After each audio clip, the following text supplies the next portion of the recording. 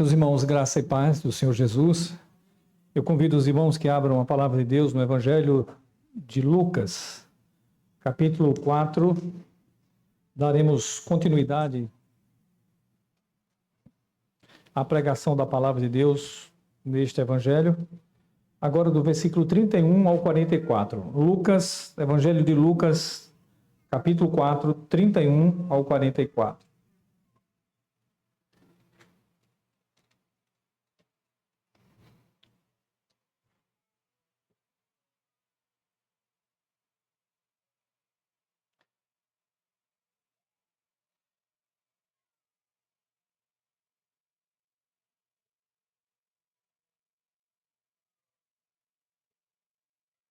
Diz assim, irmãos, a palavra de Deus no Evangelho de Lucas, capítulo 4, 31 ao 44. E desceu a Cafarnaum, cidade da Galiléia, e os ensinava no sábado. E muitos se maravilhavam da sua doutrina, porque a sua palavra era com autoridade. Achava-se na sinagoga um homem possesso de um espírito de demônio imundo, e bradou em alta voz: Ah, que temos nós contigo, Jesus Nazareno? Vieste para perder-nos? Bem sei quem és, o Santo de Deus. Mas Jesus o repreendeu, dizendo: Cala-te e sai deste homem. O demônio, depois de o ter lançado por terra, no meio de todos, saiu dele sem lhe fazer mal. Todos ficaram grandemente admirados. Comentavam entre si, dizendo: Que palavra é esta? Pois com autoridade e poder ordena aos espíritos imundos e eles saem? E a sua fama corria por todos os lugares da circunvizinhança. Deixando ele a sinagoga, foi para a casa de Simão. Ora, a sogra de Simão achava-se enferma, com febre muito alta. Rogaram-lhe por ela. Inclinando-se ele para ela, repreendeu a febre, e esta a deixou, e logo se levantou, passando a servi-los. Ao pôr do sol, todos que tinham enfermos de diferentes moléstias lhes traziam, e ele os curava, impondo as mãos sobre cada um. Também de muitos saíam demônios, gritando e dizendo: Tu és o Filho de Deus. Ele, porém, os repreendia para que não falassem, pois sabiam ser ele o Cristo. Sendo dia, saiu e foi para um lugar deserto. As multidões o procuravam e foram até junto dele, instavam para que não os deixasse. Ele, porém, lhes disse: É necessário que eu anuncie o evangelho do reino de Deus também às outras cidades, pois para isto é que fui enviado, e pregava nas sinagogas da Judéia. Que Deus nos dê graça na compreensão, mas sobretudo na aplicação da palavra. Vamos orar por nossas vidas mais uma vez e pelas crianças também. Senhor, muito obrigado pela oportunidade que temos de aprender a Tua palavra. Muito obrigado pela graça de estar nos congregando continuamente e de poder ouvir a Tua palavra. Ó Deus, nos dê graça para falar e para ouvir, como já oramos, inclusive pedindo perdão dos nossos pecados. Mas em especial eu oro por nossos filhos, nossos netos, para que cresçam no temor do Senhor e que seus pais sejam exemplos de crença para eles, de conduta, de fato de piedade que obedece à Tua palavra, Senhor. Que o Senhor os abençoe nessa noite, as nossas crianças também. É a nossa oração, que fale com eles e fale conosco em nome de Jesus. Amém. Meus irmãos, a gente sabe que os ensinos de Jesus são muito importantes, são mais importantes do que as suas ministrações de curas, de libertação de demônios. Porém, as curas e a libertação de demônios chamavam a atenção para Jesus e para a sua palavra, para a sua autoridade. Aliás, isso acontecia em períodos que Deus queria falar, restaurar o povo. Normalmente, quando Deus mandava operações de grandes sinais e prodígios, isso mostrava a negligência em que o povo estava, ou a situação em trevas que o povo estava, a ponto de Deus precisar mandar profetas que fizessem grandes sinais e prodígios, não atraindo a atenção para os sinais e prodígios, mas para a palavra de Deus, que o povo estava distante. A gente acabou, tem pouco tempo, no ano passado, de expor 1 Reis e adentramos 2 Reis, demos uma parada, porque a próxima pregação de 2 Reis é muito chocante, muitas vezes muito dura. A gente tem dado uma parada, vamos retornar à palavra de Deus e a gente entende o que está lá. Mas no final de ano, geralmente início de ano, a gente ameniza um pouco, né? Não quer pregar pregações tão duras e é bom ouvir a mensagem do Evangelho. Pois bem, em Reis e 1 Reis, 2 Reis, nós temos 2 profetas que destacam grandemente, Elias e Eliseu. Os 2 tiveram um ministério de curas e prodígios muito grande, mas era para atrair o povo à palavra de Deus, pois o povo estava bem distante da palavra de Deus. E a intenção era essa. Tanto é assim que eles foram comissionados por Deus também de fazer escolas de profetas. Antes dele também, o próprio Samuel já tinha a escola de profetas, mas depois desses 2, escolas de profetas. E é bem provável que todos os profetas que nós temos na Bíblia, estamos lendo inclusive ao final de cada culto, a gente começou em Isaías, já estamos em Zacarias, bem provável que parte deles tenha alcançado algumas dessas escolas de profetas. É sabido que Obadias e agora outro, não me lembro, foram contemporâneos de Elias e Eliseu. Então veja como a importância era a pregação da palavra. No entanto, muitas vezes, e para nós também assim, a próxima pregação será sobre isso, como Deus faz sinais e prodígios para nos atrair a Ele, ou como Deus nos alcança com sua graça, com livramento, com cura, para nos atrair a Ele, para mostrar que muito mais do que nos dar necessidades imanentes deste mundo, de cura ou de resolver algum problema financeiro ou familiar, é que nós prestemos atenção a Ele, a necessidade de ter Ele, a palavra viva que é Jesus Cristo, de viver com ela. É por isso que esse texto que nós lemos, se você percebeu, ele começa com a pregação na sinagoga e termina com a pregação nas sinagogas. Porque o foco do ministério de Jesus era o ensino, era a pregação. É claro que as expulsões de demônios, como acontece aqui, as curas, como acontece aqui, fundamentava muito quem Jesus era. Ele era Deus, podia mandar nos demônios, ele podia mandar nos doenças, ele podia mandar no vento, nos mares, ele podia fazer o que quisesse, mas que as pessoas atentassem para a pregação da sua palavra, do seu ensino. Esse era o foco. Curiosamente, Jesus foi pregar, anteriormente nós pregamos que ele foi pregar na sinagoga de Nazaré, a sua cidade. E lá, ele não fez nenhum sinal. E pregou, a população ficou encantada com a autoridade, com as palavras de graça que saíram da sua boca. Só que Jesus depois começa a pregar dizendo o que estava no coração daqueles homens na sinagoga. E ele começa a revelar, vocês estão pensando certamente aquele ditado que diz, médico, cura a ti mesmo. Os mesmos sinais que vimos em Cafarnaum, faze-os também aqui. Então eles estavam cobrando sinais, eles não estavam satisfeitos com a pregação da palavra. E Jesus então começa a pregar e cita, inclusive, 2 casos extraordinários, que foi exatamente dos profetas.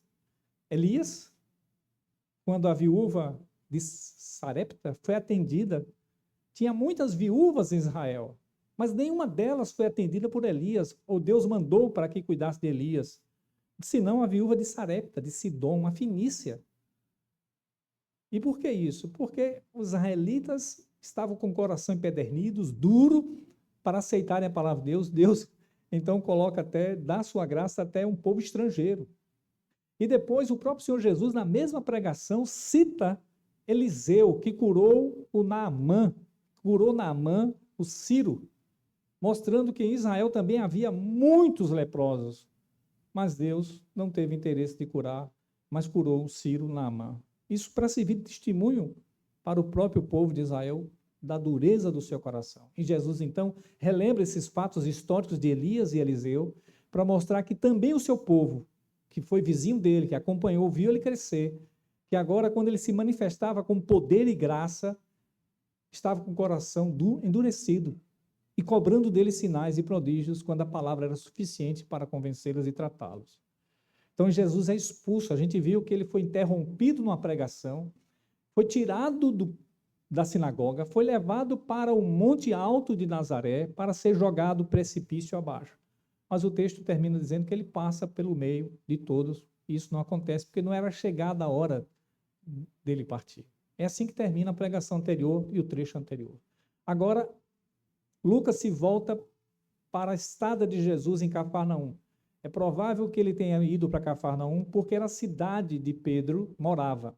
Pedro era de Betsaída, como nos fala João. O Evangelho de João diz a origem da cidade de Pedro.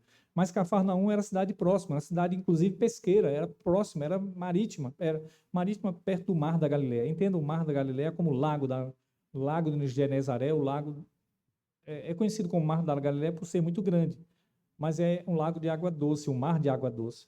E ele provavelmente era uma cidade que favorecia a pescaria. E Jesus fez da casa de Pedro uma espécie de quartel-general, como nos diz os estudiosos, um lugar de onde ele pregava. E na sua terra ele não foi bem recebido. Aqui acontece exatamente o contrário. O povo não quer deixar Jesus sair. O povo quer segurar Jesus. E eles dizem, eu tenho que ir. Eu tenho que continuar pregando, porque eu vim para pregar o Evangelho. E ele não pretende ficar continuamente numa única cidade, mas está rodando toda a região dos judeus, as regiões dos judeus. Pois bem, então veja que como o texto nos apresenta ensino no início, ensino no final e curas no meio, o título que nós damos para a pregação de hoje é O Ensino e os Milagres de Jesus. Entendam milagres não apenas como cura, mas como também expulsão de demônio, porque era notório a expulsão de demônio como milagre. Os judeus tinham lá também uma prática de exorcismo, mas que era muito grosseira, muito cheia de encantos, muito cheia de apetrechos religiosos, de amuletos. E Jesus simplesmente com a palavra dizia sai, e sai. E eles ficavam admirados pela autoridade de Jesus e com o poder de Jesus e sua palavra. Como isso atraía atenção. Portanto, sinais, os milagres aqui no texto que eu estou falando na pregação, apontam tanto para a cura quanto para a expulsão de demônios, tá? Vamos a ela. Então, veja, do versículo 31, vamos aos pontos, né? O ensino de Jesus e os milagres. Ponto 1, ao ensinar, era resistido por demônios. Veja aí, no capítulo 4, 31 a 37, nós temos o quê? Jesus, então, foi para Galiléia, desceu para Galiléia, porque de Nazaré, que era mais alta, a Galiléia era mais baixo, por ser no nível do mar da Galiléia, né? Ele desceu, por isso que a linguagem é descer. E ele ensinava no sábado. Jesus era crente, gente. O dia do Senhor, no sentido de ser criado como crente, né? Como filho da aliança com seus pais, era costume dele, como nos fala o texto anterior, ir todos os sábados à sinagoga. Assim como nós temos o costume de vir todos os domingos, dia do Senhor, antes era o sábado, mas o primeiro dia da semana agora se tornou o dia do Senhor, porque ele ressuscitou no domingo. E a igreja cristã estabelece isso, fica claramente estabelecido em Atos, em Coríntios, em Apocalipse, quando denomina no dia do Senhor. É o dia que ele ressuscitou, a igreja se reúne, e ele estava lá, no sábado. Só que ele estava agora ensinando e pregando com toda a autoridade. E aí, no verso 32, vá acompanhando, por favor, os versículos. As pessoas se maravilhavam da sua doutrina, porque ele falava com autoridade. Marcos, o texto correlato, nos diz que não como os escribas. Por que Marcos cita isso? É porque os estudiosos nos dão o entendimento que os escribas costumavam não falar da intimidade dele com Deus, do texto, mas daquilo que muitas autoridades já tinham descrito. Então era assim, era quase que era uma coisa, hoje diríamos livresco, né? Você lê um livro e repete o que o livro está dizendo. Então, qual é a sua intimidade com o texto? Qual é a intimidade com Deus para poder entender o texto? Ou você está repetindo apenas o que outros disseram? Aquilo ficava muito mecânico, muito técnico, não é? É como se, olha, disse tal autor isso, disse tal autor aquilo, e tal rabino disse isso. Não tinha. Jesus era diferente. Além de ter comunhão com Deus, ele era a própria palavra e falava graciosamente e provavelmente com a compreensão do que o texto estava dizendo, trazendo clareza de compreensão do que o texto estava dizendo ao coração das pessoas. E isso impactava as pessoas, falava com autoridade. Isso é fantástico. Veja que essa é a forma que ainda hoje, né? Em vez da gente, claro, podemos repetir autoridades, substanciar a nossa palavra com autoridade, mas antes de você repetir o que outros disseram para você, ou que você leu, é bom que você fale daquilo que a palavra fala para você. Você meditou na palavra, orou a Deus, Deus falou com você. É claro que depois de você estudar e sentir bem fundamentado naquilo que Deus falou com você, você procura os especialistas, os estudiosos, os teólogos, para ver se você não fugiu muito, se a sua interpretação está correta. Você vai falar com muito mais autoridade, com muito mais graça, porque você teve intimidade antes com Deus, pediu que Ele revelasse a sua palavra, você leu, releu várias vezes, confirmou em outras partes da Bíblia e depois confirma com os teólogos. Mas se eu repetir apenas teólogos, como eu disse antes, você é apenas livresco. Isso talvez não impacte tanto as pessoas. É bom falar do coração, aquilo que Deus já falou conosco. No verso 33, veja que quando ele estava pregando, aí vem um homem possesso de um espírito imundo.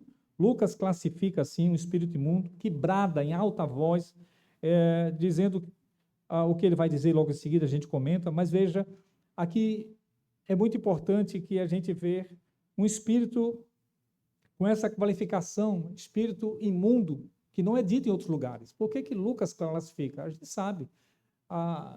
Aqui, novamente, a gente pode recorrer aos estudiosos, quando ele diz que a imundícia podia estar no estado desengrenhado daquele maluco, ou daquele possesso, mal vestido, poderia ser isso, embora tivesse numa sinagoga, é muito, muito difícil, né? Geralmente a sinagoga impõe um respeito e tudo. Mas o espírito imundo leva você a resistir à palavra, a agir de maneira inconveniente ao ensino do Senhor. Vamos imaginar que esse homem possesso de espírito estava na sinagoga, fosse um judeu tradicional, ritualista, cumpria todos os ritos, mas fora estivesse vivendo de maneira absolutamente imunda, imoral, do aspecto imoral. Claro que isso é possessão. Que a gente pensa em possessão, alguém se rasgando, se talhando, ou dizendo coisas. Lembre-se que o aspecto de ser imundo é o que Satanás leva as pessoas hoje a fazerem no mundo. A desejar imoralidade, em vez de uma vida correta, santa, piedosa, uma vida imunda, com a mentira, com a prostituição, a promiscuidade, com a desonestidade. Isso é endemoniamento. As pessoas não percebem isso. Né? Enquanto que Cristo nos liberta, Paulo diz que a gente retira o velho homem e reveste o novo homem. Tira a mentira, põe a verdade. Tira o roubo, põe o trabalho.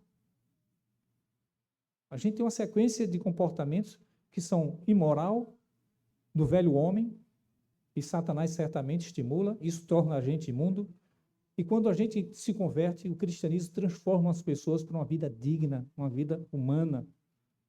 E certamente essa imundície estava especificada aqui naquele homem. Aqui eu cito o Fritz Heinecker, ele diz o seguinte: onde o Espírito de Deus predomina, o ser humano submete a sua força livremente ao serviço da obra de Deus. É verdade, né? Quando o Espírito de Deus está no homem, possui o homem, ele se submete livremente para que Deus faça a vontade dele em nós, que é para o nosso bem, que é para a nossa dignidade. Deus restaura a dignidade do homem. Porém, quando o espírito do demônio habita o ser humano, ele torna-se instrumento involuntário. Diferente do Espírito de Deus, que é voluntário, a gente se submete, Senhor, muda-me. Voluntariamente me muda, você se submete. Aqui, a possessão é involuntária e leva as pessoas a experimentarem o poder das trevas, o poder do pecado. Esse é a imundícia dos espíritos imundos, comandada por Satanás, que é o chefe deles. No verso 34, nós lemos que o endemoniado disse: que temos nós contigo, Jesus Nazareno? Ele conhecia quem era Jesus. E aqui é interessante, né? Muitos homens não querem conhecer quem é Jesus, embora ensinado e pregado, os demônios estão afirmando quem é Jesus. Ele também diz que viesse para perder-nos antes do tempo. Aqui não está antes do tempo, em outros textos que não esse, que não correlatos de Mateus e Marcos, mas a gente sabe que muitas vezes quando Jesus expulsou o demônio viesse para perder-nos antes do tempo, sabe que está destinado à destruição. Como os homens que vivem debaixo da influência do espírito imundo sabem que estão destinados à destruição vivendo dessa maneira. O juízo de Deus é a expectativa desses homens, como nos fala Hebreus. Os crentes têm esperança da vida eterna. Os homens têm expectativa de juízo e horror eterno. Sabe disso. Sabe, a consciência das pessoas sabe. É por isso que muitas vezes tem medo de ouvir uma pregação ou de se render a Deus por querer a vida promíscua, a vida pecaminosa, mas sabe que estão culpados. Então, aqui, esse Espírito, ele diz também, és o Santo de Deus. Olha que título grandioso que ele dá a Jesus Cristo. Era verdade.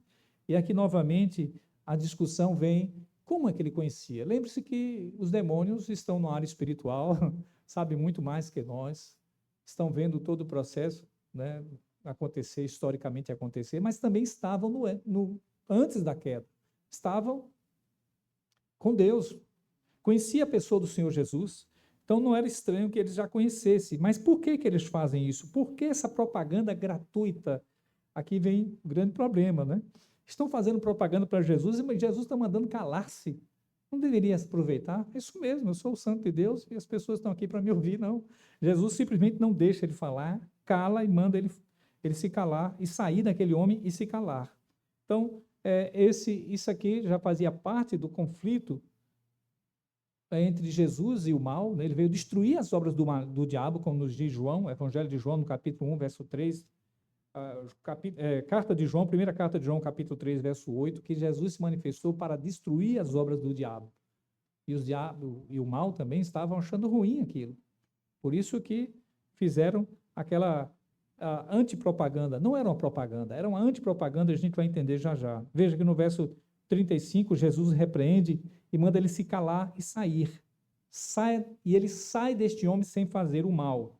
É verdade que Marcos nos diz que ele agita o homem violentamente e ele sai bradando em alta voz. Bradando em alta voz.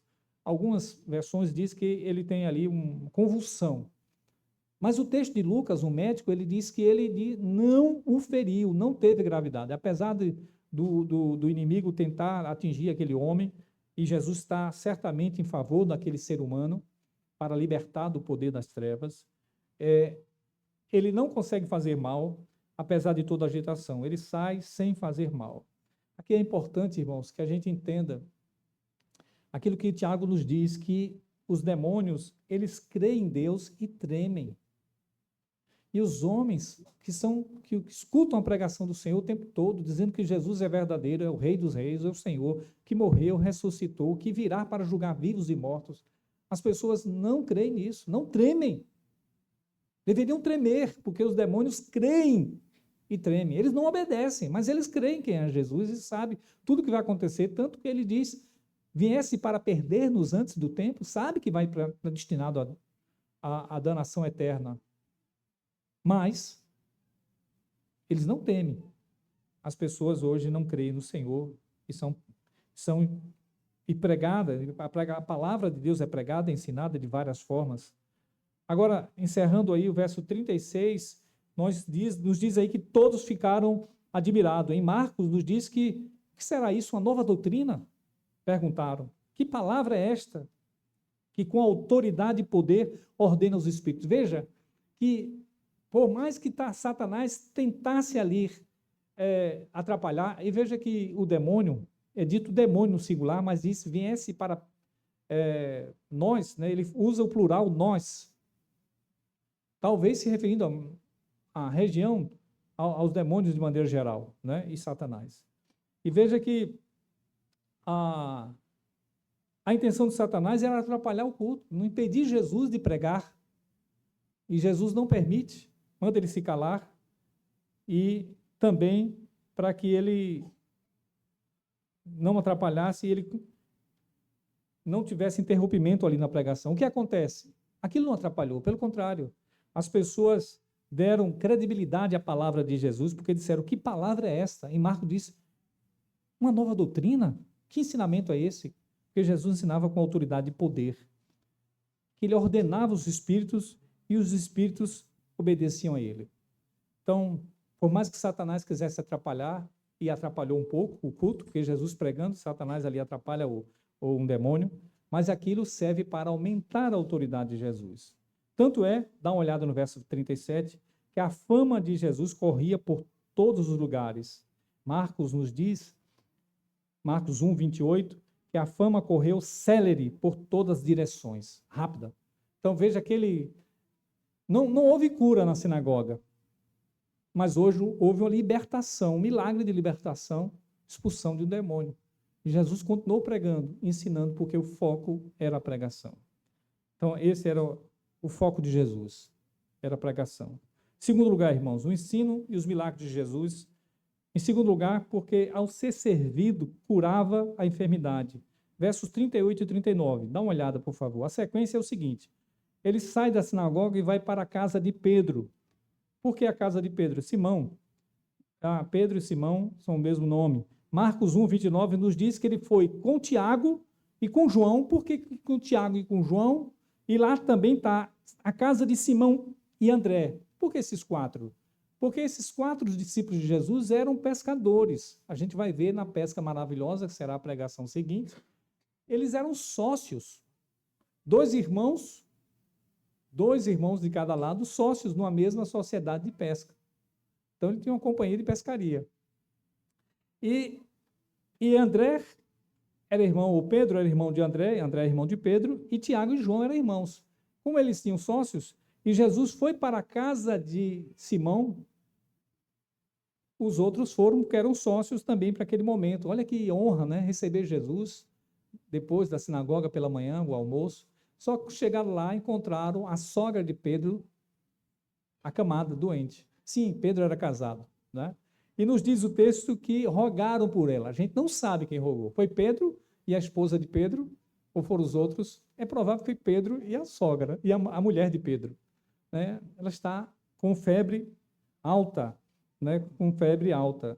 Então, foram pedir. Veja que Lucas, os outros evangelistas, Marcos nos diz que está acamada e fala da febre. Mas somente Lucas, que é médico, diz que febre muito alta. Uma febre que desfalecia ela, né? Estava lá. E rogaram por ela, como nos diz o verso 38. O que Jesus faz? Jesus inclina-se para aquela mulher e repreende a febre, e a febre a deixa a sogra de Pedro, e ela se levanta, certamente como se nada tivesse acontecido, e passa a ajudar a sua filha nos cuidados ali da casa. Né? Passa a servir a Jesus. Olha que prazer e que manifestação particular de cura de Jesus para uma família, a família de Pedro, sua sogra, e aqueles dois companheiros sócios de pescaria, Tiago e João. Aquilo também fundamentava a autoridade de Jesus e atraía atenção para ele.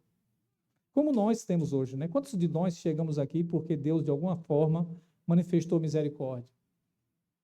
Veio para a igreja porque estava com um problema. Faz uma campanha e quando chega na igreja, descobre que o problema maior não é o motivo pelo qual que ele veio para a igreja, às vezes de família, de finanças, de saúde. Descobre que ele tem um problema mais sério, que é estar longe de Deus e condenado. E quando a pessoa entende, até Deus dá a resposta de cura, e a pessoa entende, olha, eu fui curado, mas eu preciso ficar com Deus aprendendo do seu Filho Jesus por meio da palavra. Ela entendeu o principal, Deus a atraiu com uma cura, com a necessidade que ela precisava, mas ela ficou com o melhor. Aqui essa família estava recebendo a segunda porção da palavra, mas a porção de cura também que o Senhor resolveu dar àquela família. E veja que esse texto está bem no meio de todo o trecho que nós lemos. Agora, terceiro ponto, irmãos, o ensino e os milagres de Jesus. Terceiro lugar, ao descansar, curava e expelia os demônios. Versos 40 e 41. Dá uma olhada, por favor, no verso 40. Ao pôr do sol, traziam os enfermos. E vários tipos. Marcos nos diz, também tinha endemoniados. Apareceu. Também nesse encontro. Por que ao pôr do sol, irmãos? Vocês lembram que Jesus estava na sinagoga de manhã. Aí foi almoçar na casa de Pedro. Curou a mulher, a sogra de Pedro. Ficaram lá, provavelmente descansaram à tarde. No final, no pôr do sol, a multidão se dirigiu para a casa de Pedro. Por que isso? Vocês devem lembrar que os judeus guardavam o sábado. Então, eles não andavam muito, não iam. Até tinha a ideia de que não podia ser curado. Se alguém tivesse algum leito, não podia estar se dirigindo com o seu leito. Uma vez Jesus curou alguém e disse, toma o teu leito e anda. Os fariseus encontraram o cara levando o leito deles, que Por que você está andando com leite? Mas foi o homem que me curou, que mandou eu tomar o leite. Porque não podia sequer, eram mandamentos de homens. É claro que podia guardar o sábado, mas o próprio Senhor Jesus disse que no sábado, a gente, quando tem um animal caiu no buraco, você não vai dar, olha, eu não vou salvar você porque é sábado, é dia de descanso, eu vou deixar para salvar você no outro dia. A pessoa tira o animal no mesmo dia. Então, que radicalismo é esse que você não pode curar e fazer o bem?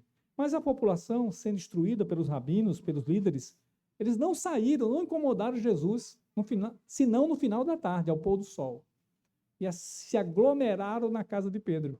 E lá não teve outra coisa senão que ele curava impondo as mãos sobre as pessoas.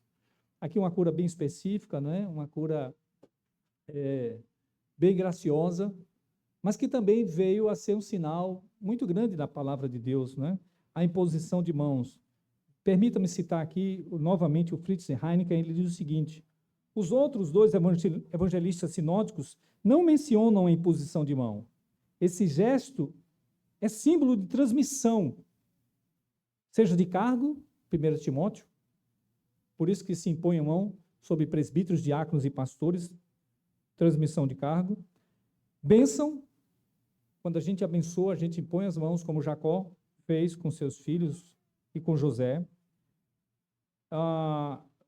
Culpa, a gente está vendo isso agora, números, quando se impunha as mãos sobre os animais, aqueles animais seriam sacrificados, as pessoas tinham ciência de que aquele animal está morrendo no lugar dele, que ele não merecia nada, merecia a morte, mas Deus providenciou uma religião que haveria um substituto perfeito para substituí-lo em seu lugar. Por isso que as pessoas impunham as mãos. Transmissão de culpa. Também de dons. Paulo diz que Timóteo recebeu os dons pela imposição dos presbitérios, dons que Deus acrescentava às pessoas. Agora aqui é dádiva de poder e saúde. Jesus, muito humano, muito compadecido, ele poderia dar uma palavra para aquela multidão: olha, estejam todos curados, cada um na sua necessidade. Pum, vamos para casa. Não, ele teve uma ação pessoal, individual com cada um. Não é muito legal isso, né? Jesus foi bastante misericordioso, individual com cada um. Ouvia a necessidade de cada um. Ele poderia ter curado coletivamente, mas ele curou impondo as mãos e abençoando. E toda a cidade, Marcos diz que toda a cidade estava reunida à porta. É uma hipérbole, um exagero, né? Não é possível que botou toda a cidade. Era muita gente. A gente viu que cidades tinham em torno de pelo menos 15 mil habitantes. Assim nos fala José, que foi governador da Galiléia. Em torno de 204 vilas, comunidades, em média com 15 mil habitantes. Mas ele estava ali para abençoar. E Mateus nos diz que ele... Agora Mateus também tem o próprio... Mateus entra aqui no sinótico, uma leitura correlata. Ele, meramente com a palavra, expeliu espíritos, curou doentes. E aí Mateus cita Isaías. Tomou as nossas enfermidades e carregou as nossas doenças. De fato, irmãos, Jesus está cumprindo aqui Isaías 53. Como também hoje ele pode curar. E ele cura porque ele veio tomar as nossas dores, enfermidades, nossos sofrimentos. As nossas chagas foram sarados nele. O poder do Senhor não está retido para curar hoje. Não está. Nós não cremos nisso. Nós cremos que sim, está. Embora toda vez que o Senhor possa fazer isso, é preciso ficar claro pela pregação, pelo ensino do Senhor Jesus, que isso não é contínuo, não é constante e não vai atender todo mundo. O Senhor quer atender todo mundo pela pregação, não é a cura, mas a salvação eterna de todos. Quando a cura será completa de todos, porque todos nós ressuscitaremos dos mortos com corpos incorruptíveis. Essa deveria ser a nossa atenção. Não para que ele curasse toda hora, todo instante as nossas necessidades. Não, não vai curar. Mas algumas vezes vai curar e a gente não sabe quanto. Por isso que é bom orar sempre, continuamente, orar continuamente pelas necessidades. Porque Deus, pode ser o propósito de Deus trazer uma grande experiência de milagre para você. Ou de libertação na sua família para alguém que está terrivelmente endemoniado. A gente não pode parar de pedir ao Senhor. Mas é importante entender o foco, que é o ensino dele, que também é libertador, extremamente libertador. Veja que, agora o verso 41, caminhando, nós temos aí o seguinte, que de muitos saíam demônios gritando, tu és o Filho de Deus, e sabiam ser ele o Cristo. Repreendiam para não falar. Mais uma vez, como aconteceu na sinagoga, Jesus no ministério de cura, os demônios também queriam atrapalhar, querendo fazer propaganda gratuita, e ele não aceitou. Parem, saia deste homem. Não aceitava a propaganda. Por que isso? Aqui é importante, a gente precisa, de fato, compreender um pouco. Permita-me falar sobre o que disse Leon Morris. Ele diz o seguinte: é interessante notar que Lucas nos conta que já de início os demônios reconheciam ser ele o Cristo. A recusa quanto a permitir que os demônios revelassem que Jesus era o Cristo foi provavelmente para evitar de antemão movimentos messiânicos, nacionalistas. O entusiasmo popular teria feito de qualquer Messias um herói rebelde. Então, veja, seria uma propaganda má, uma propaganda ruim. O Senhor não precisava daquela propaganda. Não precisava que demônios falassem dele. Ele já tinha os seus próprios meios e a palavra era suficiente para que as pessoas tivessem interesse pela sua pregação. Isso sim. Lembra que Paulo, no capítulo 16 de Atos, quando ele estava todos os dias indo para a sinagoga, uma jovem adivinhadora dizia: estes são servos de Deus que vos anunciam o caminho da salvação. Olha que pregação, que propaganda maravilhosa para Paulo. Paulo não aceitou. Repreendeu o espírito adivinhador da jovem, saia dela.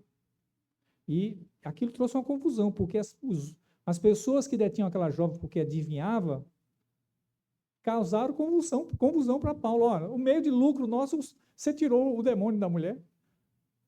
E ele ajudava adivinhando a vida das pessoas. E perseguiram Paulo por isso. Veja que Paulo não aceita a propaganda dos demônios, porque é certamente inspirado pelo Senhor Jesus, que não aceitava. Porque vai levar as pessoas à indução errada, a uma propensão, a uma inclinação errada. Por isso que Jesus não aceitou. O verso, encerramos aqui o ponto 3, vamos veja que até descansando, Jesus não tinha tempo. Quando estava descansando, essa multidão, eu fico imaginando, se ao pôr do sol, quanto tempo ele demorou curando todas as pessoas das cidades que estavam enfermas, com aquela cura bem pessoal, bem individual, impondo as mãos sobre cada um. Inclusive travando também uma batalha com os demônios. Por último, meus irmãos, o quarto e último ponto aqui, que é o trecho, a Jesus, o ensino e os milagres de Jesus. Agora, ao orar, compreendia que deveria ensinar em outros lugares. Dá uma olhada, por favor, no verso 42 a 44, é a parte final da pregação. Veja, de manhã, madrugada, Marcos nos diz que era alta madrugada, bem cedinho, na casa de Pedro, talvez dormindo lá, quem sabe, numa rede, numa espécie de cama improvisada, ou talvez no chão. Jesus se levanta bem cedo e vai falar com seu pai de madrugada.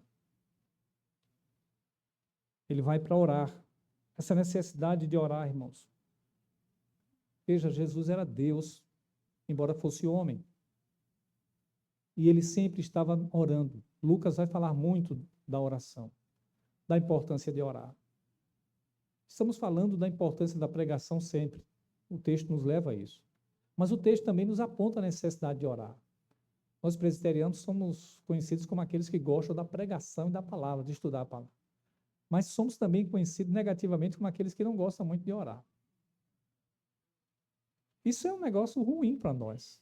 A gente está abrindo mão de um grande meio de graça.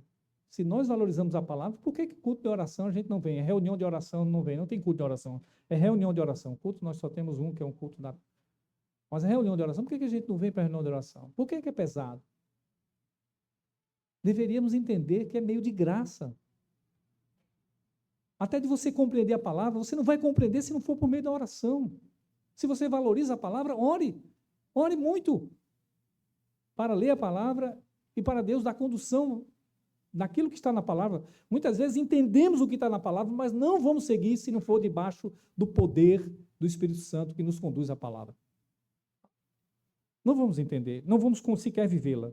Então não podemos abrir mão de orar e pedir a vontade de Deus, o que Ele quer de nós. Todos os dias negligenciamos orações, oração individual, oração familiar, oração coletiva. Aqui nós temos um ministério que eu admiro muito e respeito muito e dou muitas graças a Deus, que é a oração das mulheres aqui, toda quinta-feira. Eu estou aqui, agora vai completar 24 anos, agora em fevereiro. 24 anos pastoreando essa igreja, 24 anos que eu vejo as orações incessantes da SAF. E é 1h30 repetitiva das mesmas coisas. Pela sociedade, pelos homens, pelos presbíteros, pelas esposas, pelos trabalhos da igreja, por todos os projetos, grávidas, tudo. Não para de orar. Não tem novidade, é a repetição, dando graça também pelas vitórias. Então, que coisa maravilhosa. E quantas vezes fomos atendidos. Por isso que convido vocês para participar. A oração, inclusive, é telepresencial. É fácil você participar. Se você está indo para o trabalho, é só botar lá e está ouvindo, pelo menos. Não precisa ver. Está ouvindo. Pode pedir também. Pode. Então, é importante que a gente ore. Ore. Não pare de orar. São duas asas, né, de um avião, né? A palavra e a oração. Sem uma asa, a gente não voa. Não pode deixar de ter a oração. Jesus orava, irmãos, orava muito, e especialmente para não cair também na tentação de ser o Messias imanente daquele povo. Certamente ele se sentia muito bem curando, aliviando o sofrimento daquelas pessoas, mas se ele curasse, ele fosse o Messias somente naquele momento, e não se prestasse a ser o Messias redentivo que precisava morrer e pregar sobre a sua redenção, sobre sua salvação, ele seria um Messias somente para aquele momento, e não para toda a eternidade como é hoje, para todos nós. Então,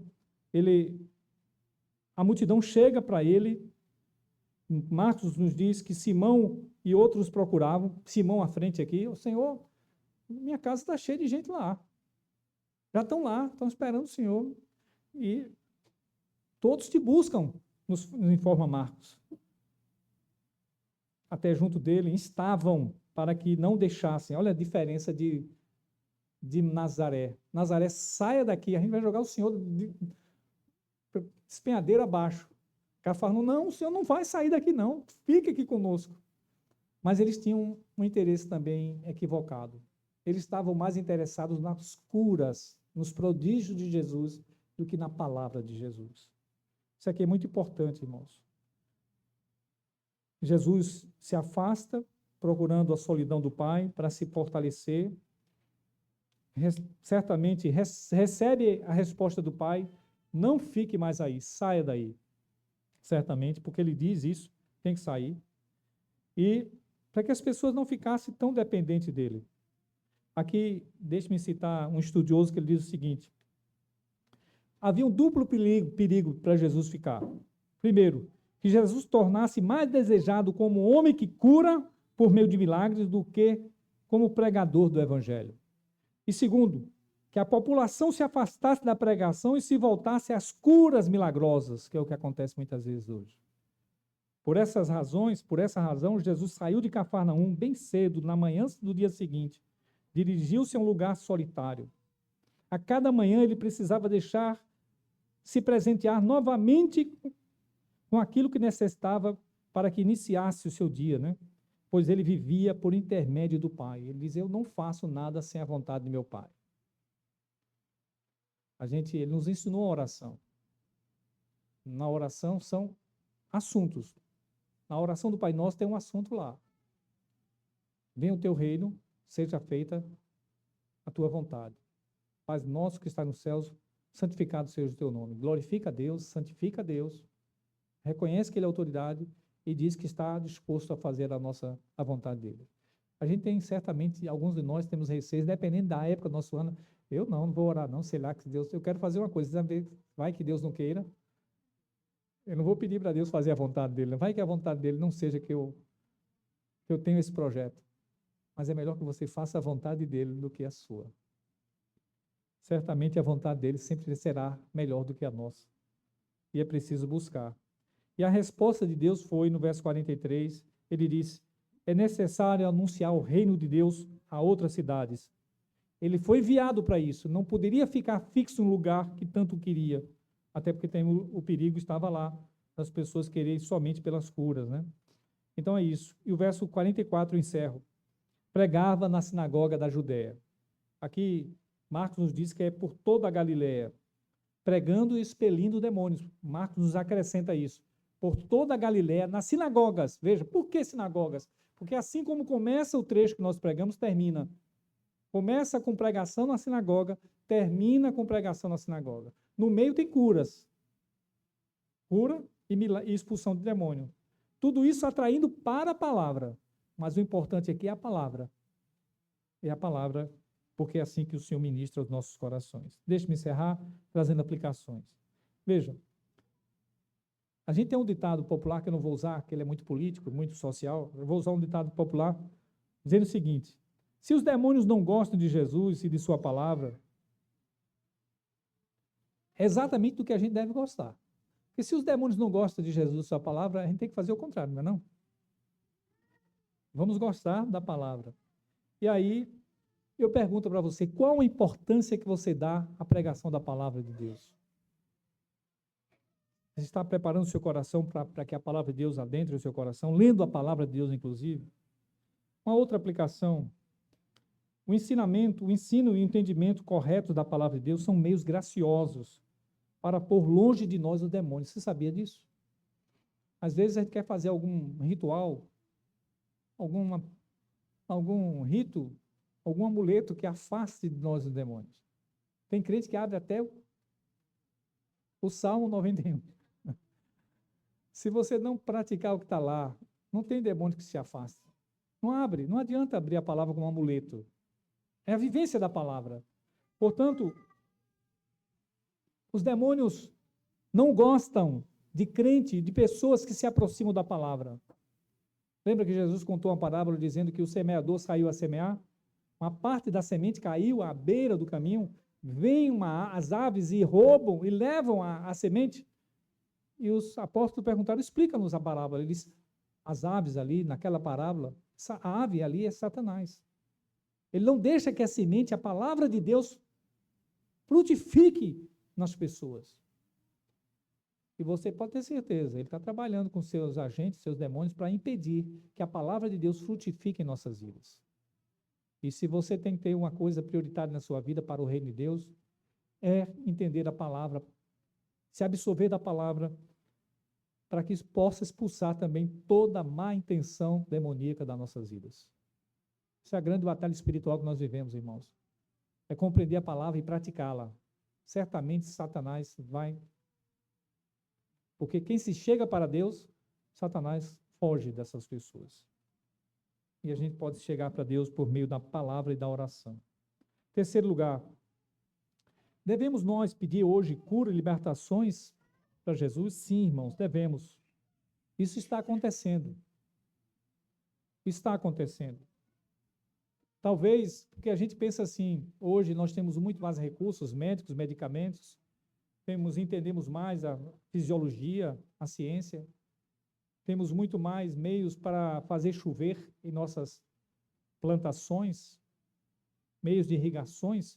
Talvez você pense que isso não é ainda meio de graça de Deus, são meios também de Deus que Deus nos concede.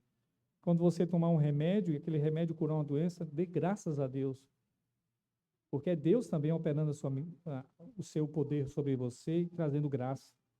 Mas também quando Ele nos atender de maneira extraordinária, Ele pode fazer isso hoje, irmãos. Ele pode fazer. E deveríamos buscar também ter experiências com o Senhor.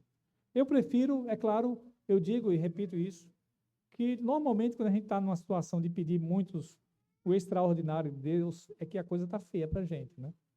Se a gente está vivendo o cotidiano, a vida rotineira, não precisa pedir extraordinariedade de Deus. A vida está fluindo normalmente.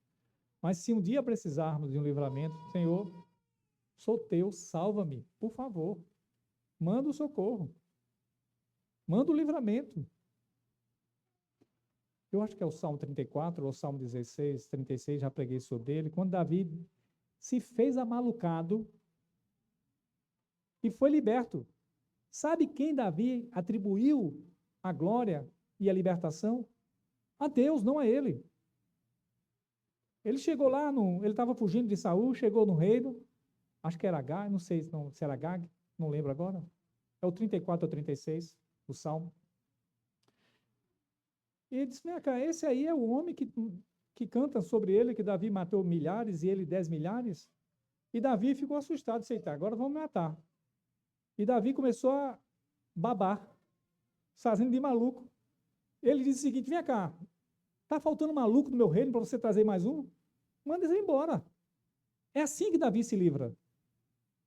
Tem um fato lá em Samuel, e quando ele descreve o fato no Salmo 34 ou 36, ele descreve dessa maneira: o Senhor é misericordioso e traz livramento. Ele dá ao Senhor o crédito do livramento. É Deus livrando. Não foi a estratégia dele. Poderia dar errado. Deus quis livrá-lo. Certamente ele deve ter orado antes, fez a estratégia e Deus o livrou. A gente precisa, irmãos, pedir a Deus que intervenha em nossas necessidades. O próprio Senhor Jesus não diz, pedi, buscai, batam. Bater para Deus, bater a porta de Deus, Senhor, tem misericórdia. Ele ensinou a gente a pedir, suplicar. Seríamos tolos, irmãos, se a gente não usar desse meio de graça de pedir ao Pai que nos conduza e nos livre e nos dê bênçãos. Por isso eu convido você a vir para as reuniões de oração. E faça a reunião de oração familiar. Um culto familiar tem os motivos de oração da família. Você quer que peça, ora porque minha filha, meu filho, minha nora, meu avô. Peça. Escuta as pessoas pedirem. Atente para as necessidades pessoais das pessoas. Elas têm pedidos importantes e nós podemos ser canais de bênçãos. A oração do justo pode muito seus efeitos, diz a palavra. Por último, irmãos, uma aplicação importante é a oração, né? A gente não pode negligenciar. Oremos ao Senhor. Peçamos ao Pai e nos fortaleçamos para fugir das tentações deste mundo. Amém? Vamos orar.